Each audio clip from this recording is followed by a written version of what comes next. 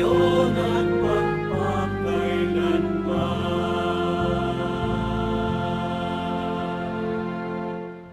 Sa ngalan ng Ama, at ng Anak, at ng Espiritu Santo. Amen.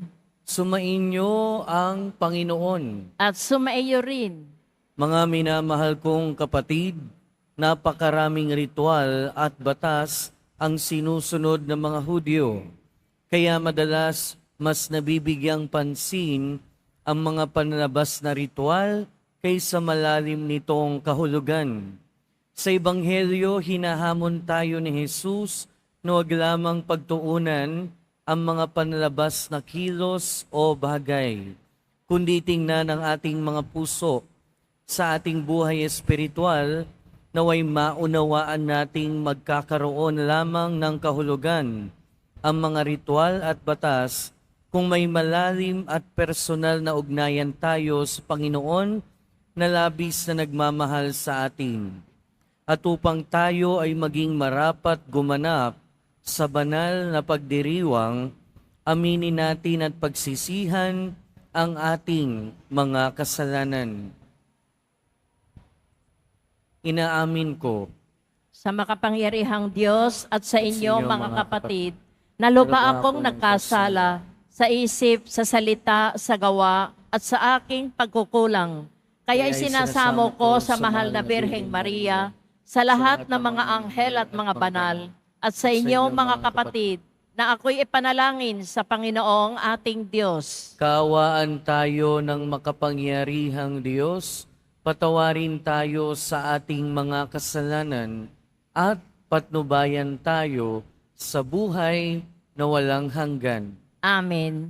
Panginoon, kaawaan mo kami. Panginoon, kaawaan mo kami. Kristo, kaawaan mo kami. Kristo, kaawaan mo kami. Panginoon, kaawaan mo kami.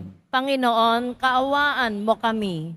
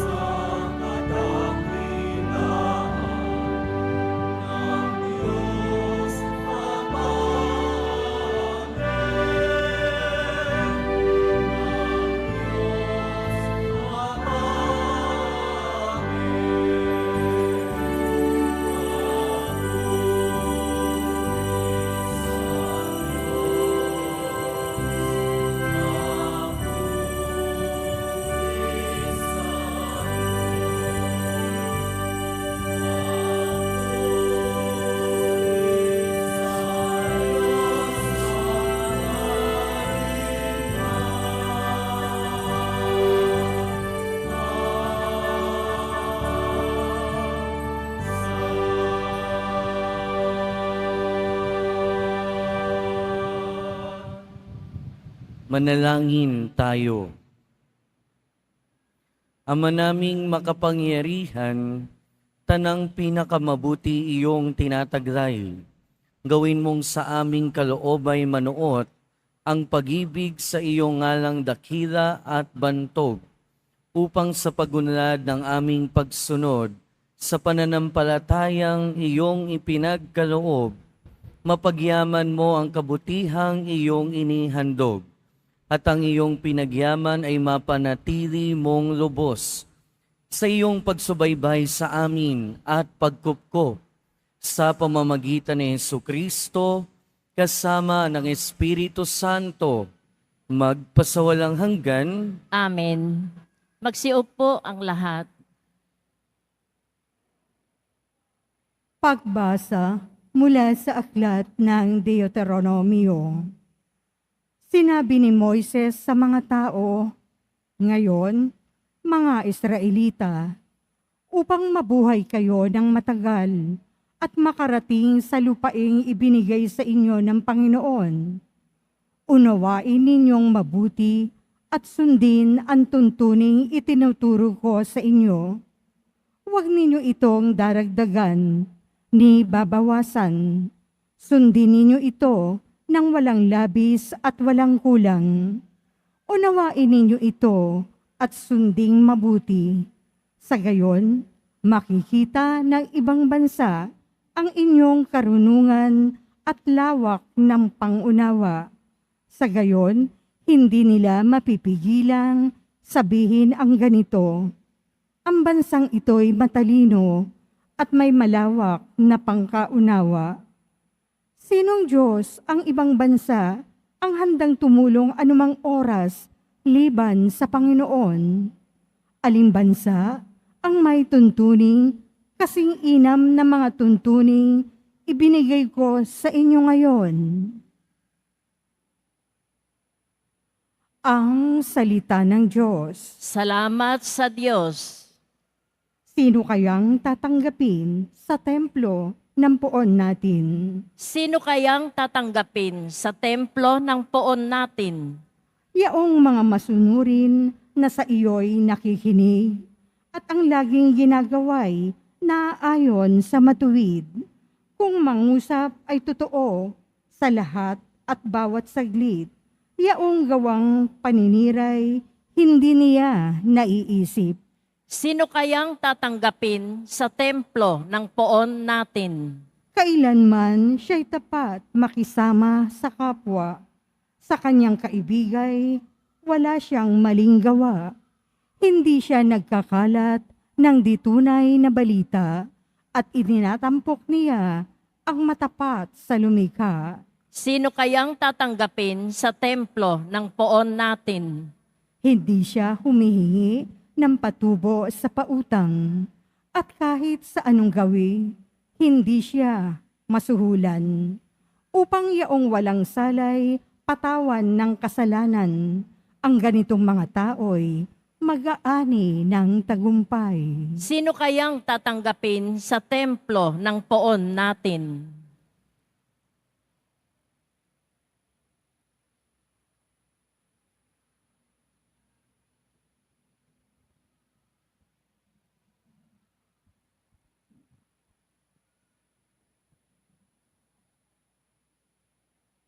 Pagbasa mula sa sulat ni Apostol Santiago. Mga kapatid, bawat kaloob na mabuti at ganap ay buhat sa langit, mula sa Ama na lumikha ng mga tanglaw sa langit. Hindi siya nagbabago. Hindi niya tayo iniwan o binabayaan man sa dilim. Niloob niya tayo'y maging anak niya sa pamamagitan ng salita ng katotohanan, upang maging matangi tayo at maging higit sa lahat ng kanyang mga nilalang. Buong pagkapukumbabang tanggapin ang salita ng Diyos na natanim sa inyong puso. Ito ang makapagliligtas sa inyo. Mamuhay kayo ayon sa salita ng Diyos. Kung tayo'y pinakikinggan lamang ninyo, ngunit hindi isinasagawa, dinadaya ninyo ang inyong sarili. Ganito ang pagkarehilyoso na naminararapat at kinalulugdan ng Diyos at Ama.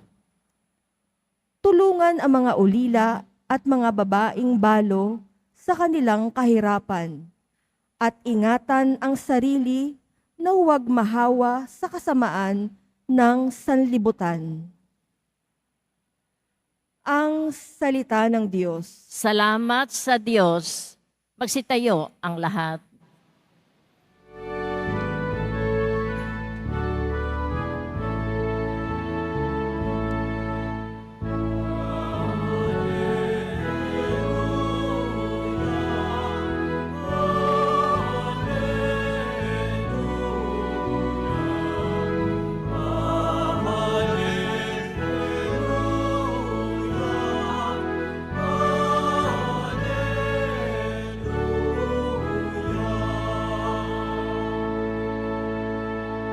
Magulang natin, Diyos Ama,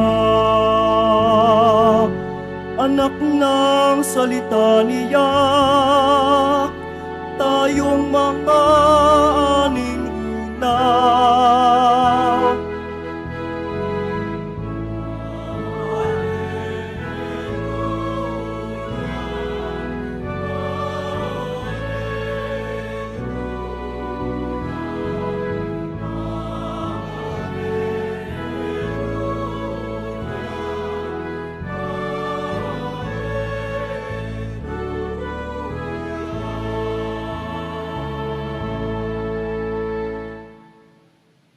Sumainyo ang Panginoon. At sumaiyo rin. Ang mabuting balita ng Panginoon ayon kay San Marcos. Papuri sa iyo, Panginoon. Noong panahong iyon, may mga Pariseyo at ilang eskribang galing sa Jerusalem na lumapit kay Jesus. Nakita nila na ang ilan sa mga alagad ni Jesus ay kumain ng hindi muna naghugas ng kamay sa paraang naaayon sa turong minana nila. Ang mga Hudyo, lalo na mga Pariseyo, ay hindi kumakain hanggat hindi nakapaghuhugas ng kamay ayon sa mga turo na minana nila sa kanilang mga ninuno. Hindi rin sila kumakain ng anumang galing sa palengke nang hindi muna ito hinuhugasan. At marami pang ibang minanang turo ang kanilang sinusunod, tulad ng tanging paraan ng paghuhugas ng mga inuman, ng mga saro, ng mga sisidlang tanso at mga higaan. Kaya tinanong si Jesus ng mga Pariseyo at mga eskriba, bakit hindi sumusunod ang mga alagad mo sa mga turo ng ating ninuno? Kumain sila ng hindi man lamang naghugas ng kamay ayon sa paraang iniuutos. Sinagot sila ni Jesus, tama ang hula tungkol sa inyo.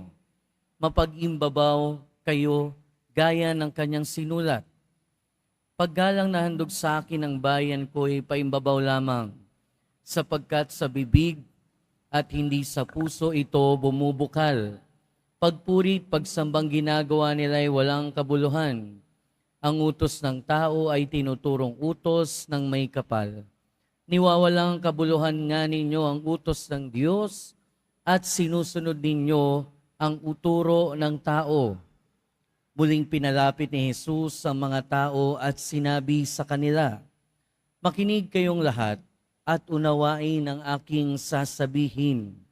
Hindi ang pumapasok sa bibig ng tao ang nakapagpaparumi sa kanya sa mata ng Diyos, kundi ang mga nagmumula sa kanya. Sapagkat sa loob, sa puso ng tao, nagmumula ang masasamang isipang nag-uudyok sa kanya na makiapid, magnakaw, pumatay, mangalunya, mag-imbot at gumawa ng lahat ng kabuktutan, tulad ng pandaraya, kahalayan, pagkainggit, paninirang puri, kapalaluan at kahangalan. Ang lahat ng ito ay nanggagaling sa puso ng tao at siyang nagpaparumi sa kanya. Mga kapatid, ang mabuting balita ng Panginoon. Pinupuri ka namin, Panginoong Heso Kristo. Magsiupo ang lahat. Magandang umaga po sa inyong lahat. At welcome po sa Minor Basilica National Shrine of Jesus Nazareno. Mga kapatid, maraming translation na ang salita ng Diyos, ang Bible. In fact, ito ang maraming translation kumpara sa kahit na anong aklat. Pero ang pinakamagandang translation pa rin ng salita ng Diyos, ang Biblia, ay ang i-translate ito sa totoong buhay. Ibig sabihin, ang isabuhay ang salita ng Diyos. At pag sinabi nating isabuhay ang salita ng Diyos, hindi lang ibig sabihin nun sa pinapakita natin, pero mas lalong-lalo sa kalooban. Kaya nga sinasabi sa ating unang pagbasa mula sa aklat ng Deuteronomio, sinasabi doon, unawain ninyong mabuti at sundin ang tuntuning itinuturo sa inyo. Ang sinasabi dito ay ang utos ni Moises. Pero ang sinasabi din sa atin na ang utos ng Diyos at ang kanyang salita ay unawain at sundin. Unawain at sundin. Huwag dadagdagan, huwag babawasan. Katulad ng sinasabi ni San Pablo sa ikalawang pagbasa. Dahil pag dinagdagan natin o binawasan ang salita ng Diyos, ang tinuturo sa atin, ang natututunan natin, ang ibig sabihin nun, dinadaya na din natin yung ating sarili. Katulad ng sinasabi ni San Pablo o ni San Santiago sa ikalawang pagbasa. Na ibig sabihin, sinasabi sa ikalawang pagbasa na pag sinasabuhay dapat ang salita ng Diyos, hindi lang binabasa, hindi lang pinakikinggan. Dahil kung hanggang pakikinig lang, kulang yun. Dapat merong pagsasabuhay. Dahil kung kulang, kung hanggang pakikinig lang tayo at hindi kayang isabuhay, ibig sabihin, merong hindi pagkakapareho. Merong hindi pagkakapareho sa ating kalooban at sa ating ipinapakita. At ang tawag doon ay pagpapaimbabaw. At doon yung sinasabi o ganon yung sinasabi ng ating Panginoon sa mga Pariseo at Eskriba sa ating Ebanghelyo. Nung kinote niya si Propeta Isaías, nung sinabi niyang paggalang na handog sa akin ang bayan ko'y paimbabaw lamang, sapagkat sa bibig at hindi sa puso ito bumubukal. Pagpurit pagsambang ginagawa nila'y walang kabuluhan, ang utos ng tao ay tinuturong utos ng may kapal. Mga kapatid, sa konteksto ng mga Hudyo, ibinigay ni Moises ang 10 utos. Pero ang ginawa ng mga Hudyo, in-expand dito ng in-expand hanggang sa maging mahigit 600. Pero ang purpose noon ay para bigyan ng gabay at bigyan ng disiplina yung mga tao para talagang masunod nila yung mga utos. Kaya lang yung nangyari sa panahon ng ating Panginoong Jesucristo, imbis na ang maging focus ay makatulong yung mga batas na ito para sa ikabubuti ng puso ng mga tao at kanilang pamumuhay, naging baliktad na. Naging focus na nila ay yung pagsunod doon sa mga ritual. Katulad nga ng mga paghuhugas ng kamay, katulad ng mga marami nilang ritual, at kung ano-ano pa. Pero pinapaalalahanan tayo ng ating ebanghelyo at ng ating mga pagbasa na sa ating pakikinig sa salita ng Diyos, na sa ating mga natututuhan mula sa turo ng Diyos at ng simbahan, nawa magkaroon ng pagkakapareho sa ating ipinapakita at sa ating kalooban. 'Di ba sa English ang tawag doon congruence? Merong pagkakatugma. Tugma kung ano yung nasa kalooban sa pinapakita. Kasi pag merong pag hindi tugma kung ano yung nasa kalooban sa nasa labas, ibig sabihin incongruent. Ibig sabihin merong pandaraya. Pwedeng kapag ka maganda yung pinapakita natin, nakikita ng ating mga kapwa, pwedeng yun yung pagtingin sa atin. Pero ang katotohanan niyan, pinapaalalahanan tayo ng ating ebanghelyo na sa mata ng Diyos, ang mas importante pa rin ay kung ano yung nasa kalooban. Dahil madaya man natin yung ating kapwa, madaya man natin kahit yung ating sarili, hindi natin madadaya ang Panginoon. Hindi natin madadaya ang Diyos. Dahil alam ng Diyos kung ano ang nasa puso natin. At madalas, sinasabi nga sa ating ebanghelyo, kung ano yung nagpapabulok sa atin, kung ano yung nagpapasama sa atin, ay hindi naman yung mga pumapasok sa atin, kundi yung mga lumalabas sa atin. At saan ang gagaling ayon sa ating Panginoon, yung mga lumalabas sa atin? Nasa ating puso. Kaya ang unang paalala sa atin ng ating mga pagbasa, ingatan natin yung ating puso. Ingatan natin kung ano yung nasa kalooban natin. Ingatan natin kung ano yung mga nasa puso natin. At ano ba yung nasa puso natin? Ano ba yung pinanguhubog natin sa ating puso?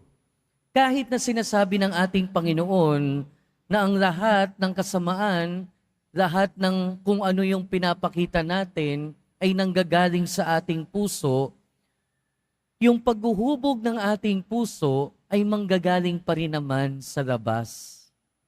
Kaya ingatan din natin kung ano yung pinapapasok natin sa ating puso. Di ba? Kaya kung laging toxicity, kung laging toxic yung pinapapasok natin sa ating puso, yun yung mananatili sa ating puso at yun din yung ilalabas natin sa ating kapwa.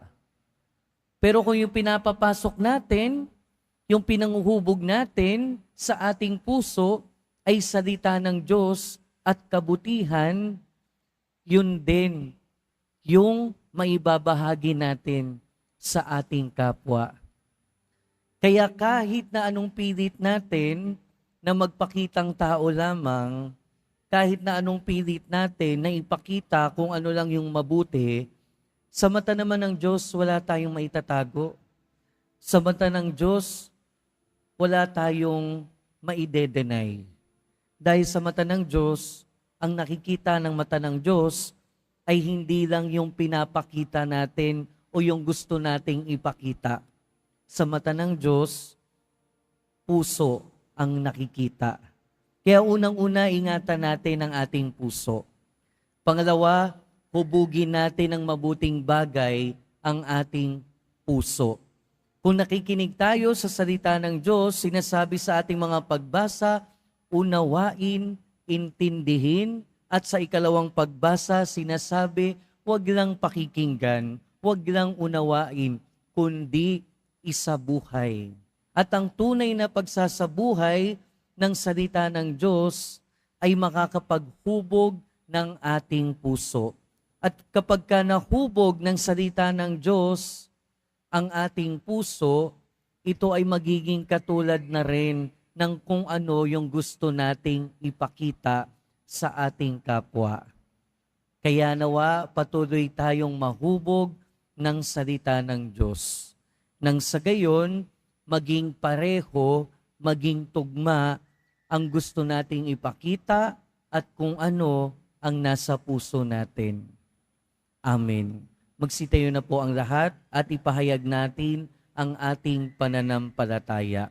Sumasampalataya ako. Sa Diyos amang makapangyarihan sa lahat, na may gawa ng langit at lupa, sumasampalataya ako kay Kristo, iisang anak ng Diyos, Panginoon nating lahat. Nagkatawang tao, siya lalang ng Espiritu Santo, ipinanganak ni Santa Mariang Birhen, pinagpakasakit ni Poncio Pilato, ipinako sa krus na matay, inilibing, nanaog sa kinaroroonan ng mga yumao, nang may ikatlong araw na buhay na maguli, umakyat sa langit, naluluklok sa kanan ng Diyos amang makapangyarihan sa lahat. Doon magmulang paririto at huhukom sa nangabubuhay at nangamatay na tao.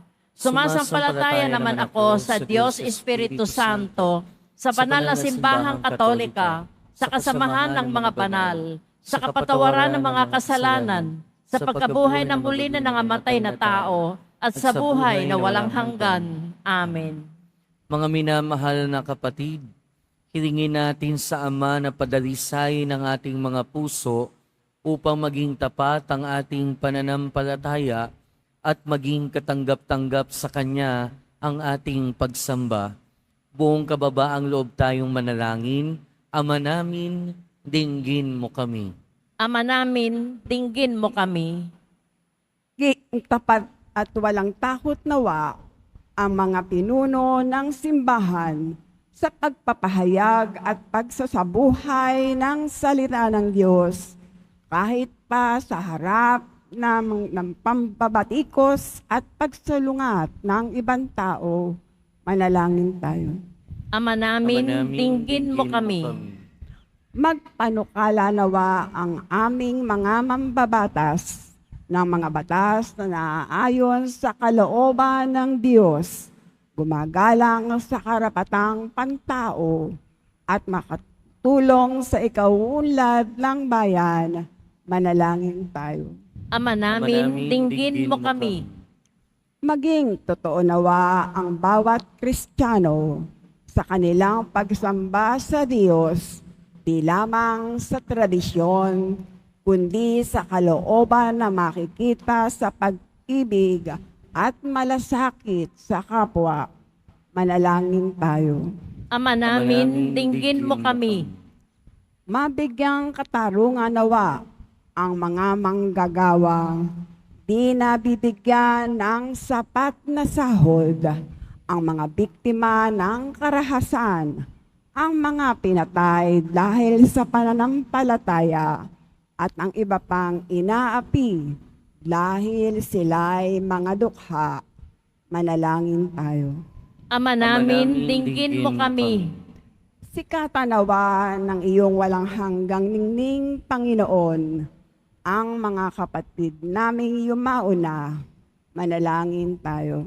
Ama namin, dinggin mo kami. Mapagpalang Ama, dinggin mo ang panalangin ng iyong sambayanan. Tulungan mo kaming matuwid kang papurihan sa tuwina. Hinihiling namin ito sa pamamagitan ng iyong anak na si Jesucristo na aming Panginoon. Amen. Magsiupo ang lahat.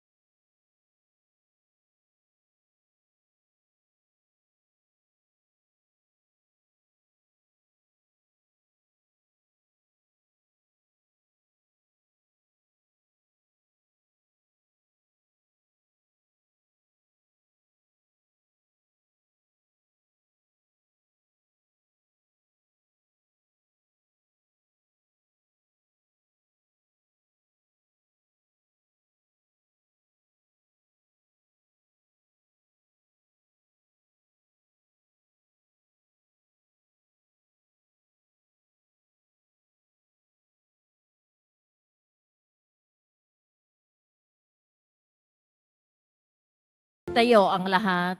Manalangin kayo mga kapatid upang ang paghahain natin ay kalugdan ng Diyos amang makapangyarihan. Tanggapin nawa ng Panginoon itong paghahain sa iyong mga kamay sa kapurihan niya at karangalan sa ating kapakinabangan at sa buong sambayanan niyang banal. Ama naming lumikha, ang banal na paghahain ay lagi nawang magdulot ng iyong pagbabasbas na sa amin tumutubos, upang ang ginaganap mo sa aming pagdiriwang ay maging lubos na pagkakaloob ng iyong pagmamahal sa pamamagitan ni Jesucristo kasama ng Espiritu Santo, magpasawalang hanggan. Amen. Sumainyo ang Panginoon. At sumaiyo rin. Itaas sa Diyos ang inyong puso at diwa. Itinaas na namin sa Panginoon. Pasalamatan natin ang Panginoong ating Diyos. Marapat na siya ay pasalamatan. Ama naming makapangyarihan,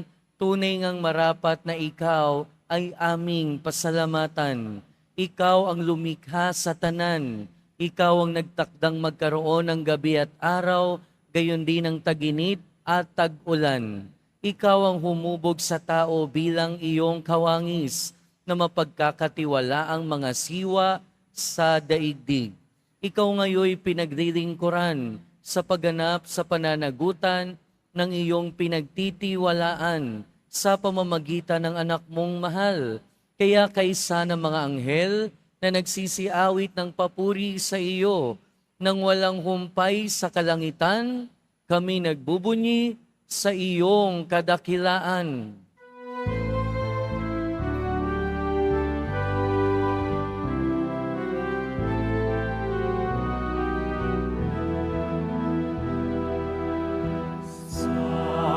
Santo, Santo, Santo, Diyos ng mga hukbo, namumunong ang langit at lupa ng kadakilaan mo. Hosana, Hosana, Hosana sa kaitaasan. Hosana, Hosana, Hosana sa kaitaasan. Pinagparang kaparinig ko sa ngalan ng Panginoon. Hosana, Hosana, Hosana sa kaitaasan. Hosana, Hosana, Hosana sa kaitaasan. Magsiluhod ang lahat. Ama naming banal, ikaw ang bukal ng tanang kabanalan. Kaya't sa pamamagitan ng iyong Espiritu, gawin mong banal ang kaloob na ito, upang para sa amin maging katawan at dugo ng aming Panginoong Hesukristo. Bago niya pinagtiis ang kusang loob na maging handog, hinawakan niya ang tinapay, pinasalamatan kaniya, pinaghati-hati niya iyon, iniabot sa kanyang mga alagad at sinabi, "Tanggapin ninyong lahat ito at kanin. Ito ang aking katawan na ihahandog para sa inyo."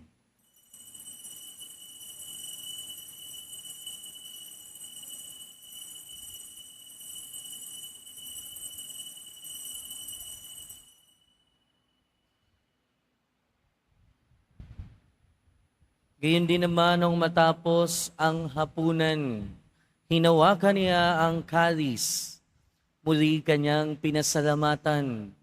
Iniabot niya ang kalis sa kanyang mga alagad at sinabi, "Tanggapin ninyong lahat ito at inumin. Ito ang kalis ng aking dugo, ng bago at walang hanggang tipan. Ang aking dugo na ibubuhos para sa inyo at para sa lahat, sa ikapagpapatawad ng mga kasalanan. Gawin ninyo ito sa pag-alala sa akin.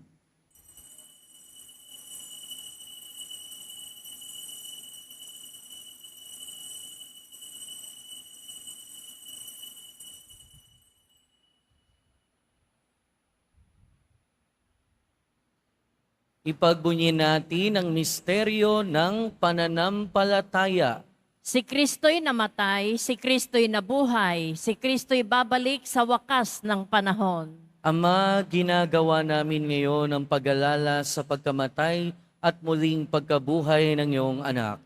Kaya tiniaalay namin sa iyo ang tinapay na nagbibigay buhay at ang kalis na nagkakaloob ng kaligtasan.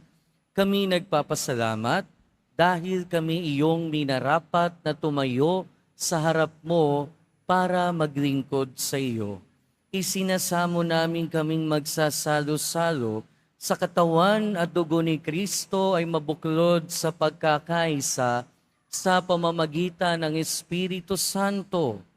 Ama, ringapin mo ang iyong simbahang laganap sa buong daigdig. Puspusin mo kami sa pag-ibig kaysa ni Francisco na aming Santo Papa at ni Jose na aming Obispo at ng Tanang Kaparian. Alalahanin mo rin ang mga kapatid naming nahimlay nang may pag-asang sila'y muling mabubuhay, gayon din ang lahat ng mga pumanaw. Kaawaan mo sila at patuloyin sa iyong kaliwanagan. Kaawaan mo at pagindapating kaming lahat na makasalo sa iyong buhay na walang wakas, kaysa ng mahal na Birheng Maria na Ina ng Diyos. Ng kabiyak ng puso niya si San Jose, kaysa ng mga apostol ni San Juan Bautista at ng lahat ng mga banal na namuhay dito sa daigdig ng kalugod-lugod sa iyo. Maipagdiwang nawa namin ang pagpupuri sa ikararangal mo sa pamamagitan ng iyong anak na aming Panginoong Hesukristo. Sa pamamagitan ni Kristo, kasama niya at sa Kanya, ang lahat ng parangal at papuri ay sa iyo, Diyos amang makapangyarihan, kasama ng Espiritu Santo, magpasawalang hanggan. Amen. Amen. Amen.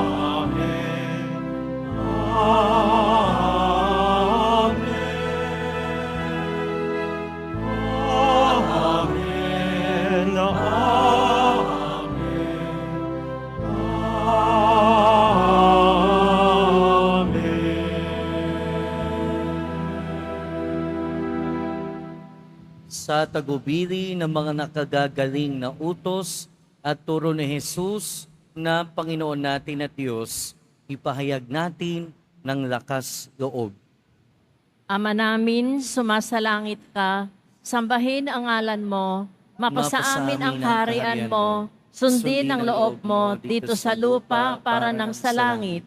Bigyan mo kami ngayon ng aming kakanin sa araw-araw at patawarin mo kami sa aming mga sala para ng pagpapatawad namin sa nagkakasala sa amin.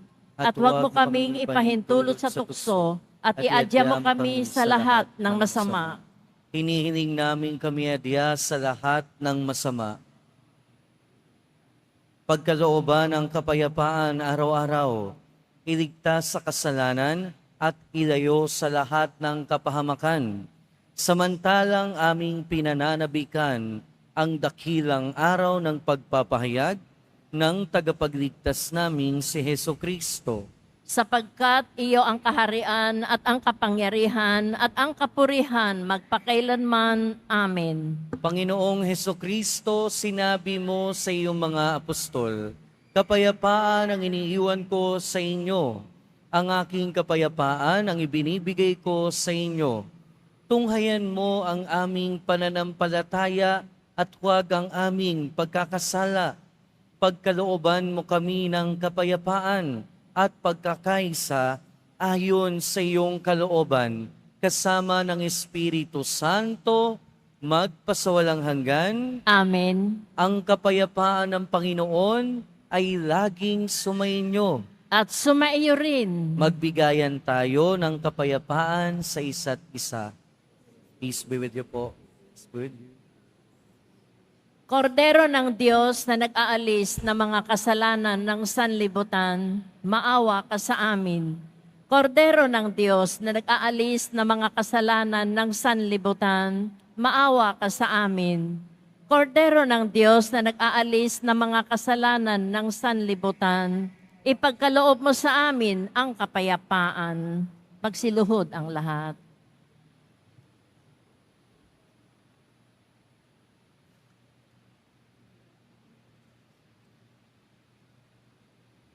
Ito ang kordero ng Diyos.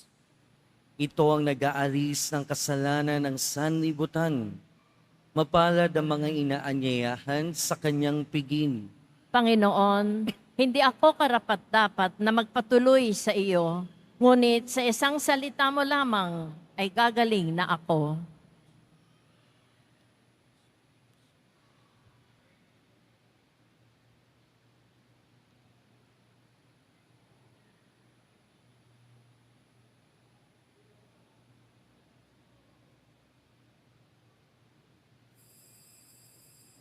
Para sa lahat ng tatanggap ng banal na komunyon, sasagot po tayo ng amen pagkasabi ng pari o ng lay minister ng katawan ni Kristo at isubo agad sa bibig bago umalis sa harapan ng pari o lay minister.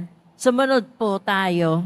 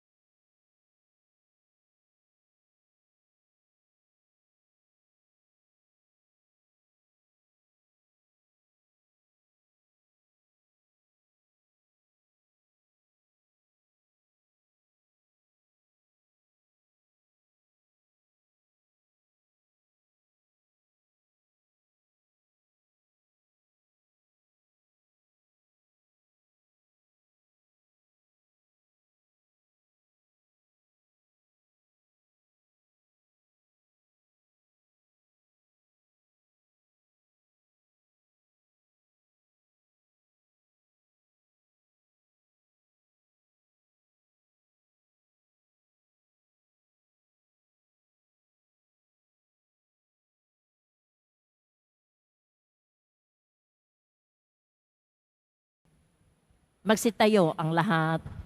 Manalangin tayo.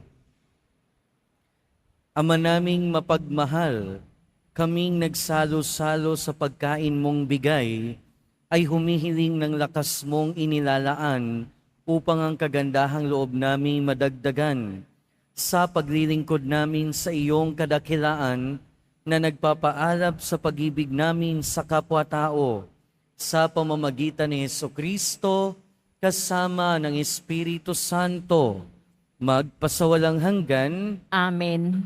Sumainyo ang Panginoon. At sumaiyo rin. Mahal na poong Jesus Nazareno, inihayag mo sa pamamagitan ng krus ang walang maliw na pag-ibig ng Diyos sa sangkatauhan.